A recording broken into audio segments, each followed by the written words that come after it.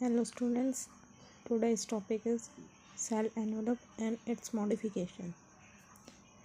जो bacterial cells होते हैं उनके पास केमिकली कॉम्प्लेक्स सेल एनवलप होता है। जो सेल एनवलप होता है ये 3 लेयर स्ट्रक्चर से मिलकर बना होता है। जो आउटर लेयर होती है वो ग्लाइकोकैरिलेक्स होती है, फिर उसके बाद सेल वॉल होती है, फिर उसके बाद प्लाज्मा मेम्ब्रेन होती है।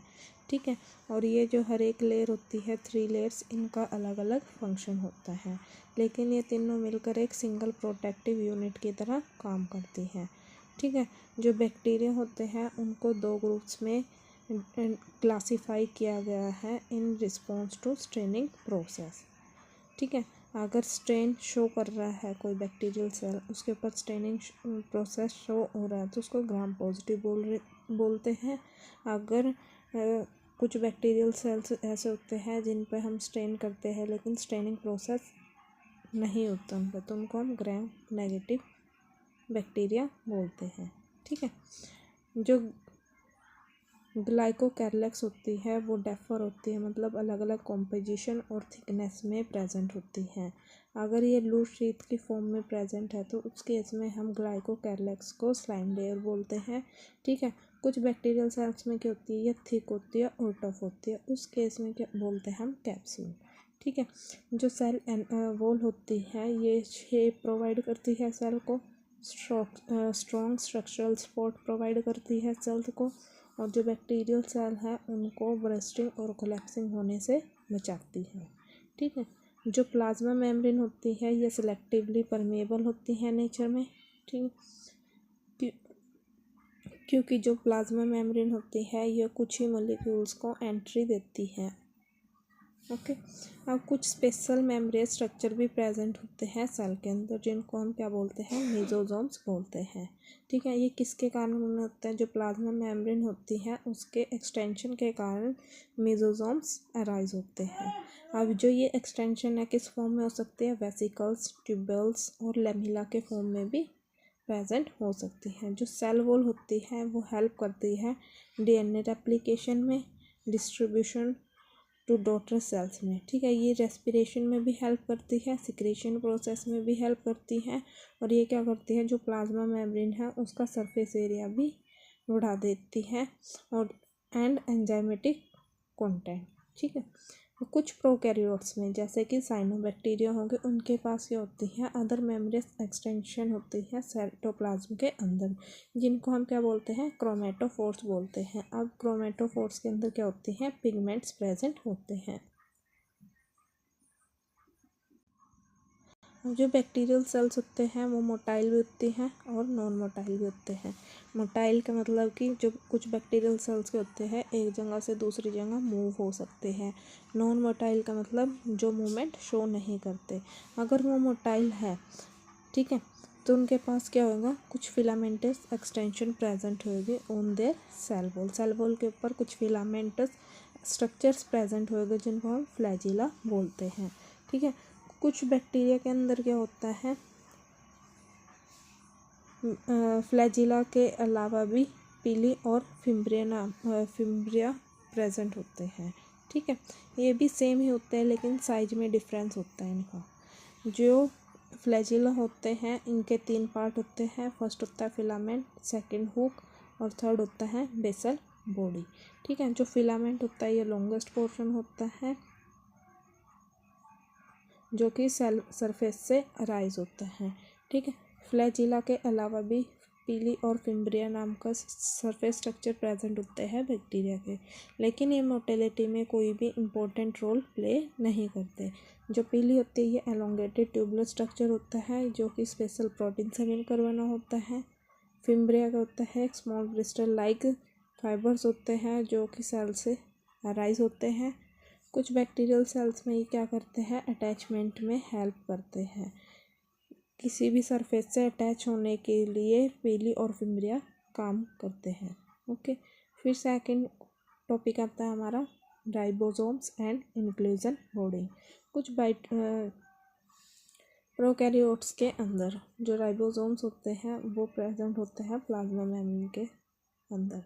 ठीक है, प्लाज्मा मेम्ब्रेन के साथ राइबोसोम्स एसोसिएट होते हैं। ओके, जो इनका साइज होता है वो होता है 15 नैनोमीटर से 20 नैनोमीटर तक, और ये 2 सब यूनिट से मिलकर बनाते हैं 50S और 30S यूनिट से। ठीक है, दोनों मिलकर 70S सब यूनिट बनाते हैं।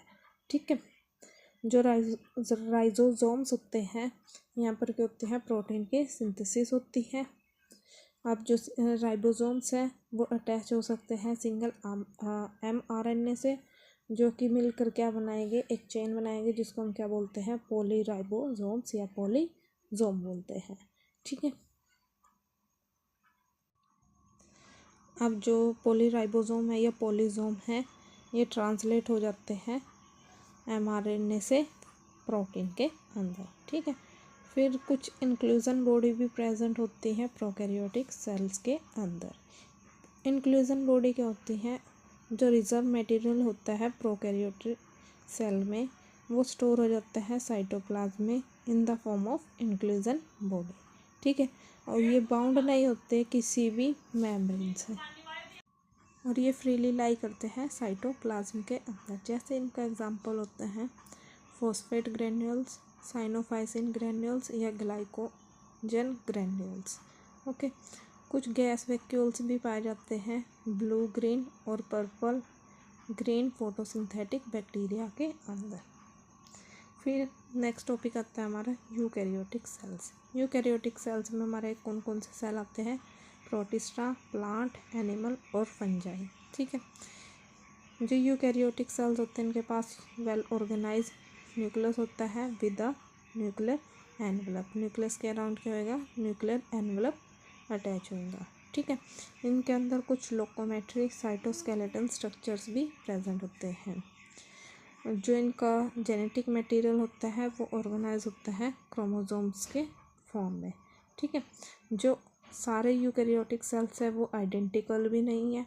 ठीक है, अब जो प्लांट और जो एनिमल सेल्स होते हैं वो डिफरेंट होते हैं एक दूसरे से, क्योंकि जो प्लांट सेल्स होते हैं उनके पास सेल वॉल होती है, लेकिन एनिमल सेल्स के पास सेल वॉल नहीं होती।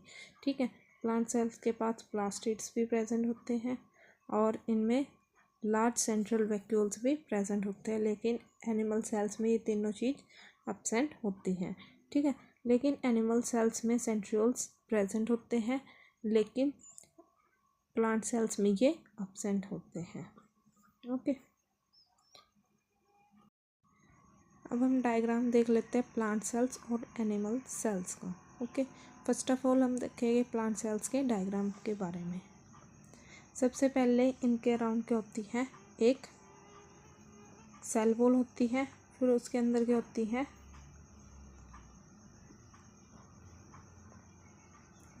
यहाँ पे जो आउटर वॉल होती है वो सेल वॉल होती है, फिर उसके अंदर सेल मेम्ब्रेन होती है, सेंटर में इनका न्यूक्लियस प्रेजेंट होता है। ठीक है, न्यूक्लियस के अराउंड क्या होती है, न्यूक्लियर एनवेलप होती है, फिर न्यूक्लियस के अराउंड एंडोप्लाज्मिक रेटिकुलम्स प्रेजेंट होती है, जैसे कि ये है। ठीक है, फिर कुछ एक्स्ट्रा मेम्ब्रेन स्ट्रक्चर भी प्रेजेंट होते हैं, जैसे गोल्गी एपर्चर्स हो गए, लाइजोसोम्स हो गए, ओके, वेसिकल्स हो गए, ये सब एक्स्ट्रा मेम्ब्रेन स्ट्रक्चर हैं। ठीक है, फिर इनमें माइटोकॉन्ड्रिया भी प्रेजेंट होता है और सेंट्रल वैक्यूल भी प्रेजेंट होता है। सबसे पहले आपको दे रखा है न्यूक्लियस, फिर उसके अंदर न्यूक्लियोलस। ठीक है, फिर न्यूक्लियर एनवलप। ओके, ये तीन मेन इंपॉर्टेंट है। फिर उसके बाद आती है आपकी प्लाज्मा मेम्ब्रेन, फिर उसके बाद आती है सेल वॉल। ठीक है, ये रही सेल वॉल। फिर उसके बाद इसमें क्या प्रेजेंट होता है, वैक्यूल प्रेजेंट होता है। ठीक है, और फिर माइटोकॉन्ड्रिया होते हैं, और फिर एक्स्ट्रा मेम्ब्रेन स्ट्रक्चर होते हैं, जैसे गोल्गी एपर्चर्स हो गया, पेरियोक्सिम हो गया, और लाइजोसोम्स हो गए, एंडोप्लाज्मिक रेटिकुलम हो गए। ओके, सेम ऐसे ही एनिमल सेल में होगा, लेकिन एनिमल सेल में सेल वॉल प्रेजेंट नहीं होगी। यहाँ पे सेम वही है, ये न्यूक्लियस है। ठीक है, न्यूक्लियस के अंदर न्यूक्लियोलस है, फिर ये न्यूक्लियर मेम्ब्रेन है, इसके अराउंड क्या है, एंडोप्लाज्मिक रेटिकुलम है, ये क्या है, माइटोकॉन्ड्रिया है, ये गोल्गी एपर्चर्स है, ये लाइजोसोम्स हो गए। ठीक है, और यहाँ पे क्या होती है, सेल मेम्ब्रेन होती है, यहाँ पर सेल वॉल एब्सेंट होती है। ठीक है, और एक मेन इम्पोर्टेंट फीचर और है, एनिमल सेल में सेंट्रियोल्स प्रेजेंट होते हैं लेकिन प्लांट सेल्स में सेंट्रियोल्स प्रेजेंट नहीं होते। ओके।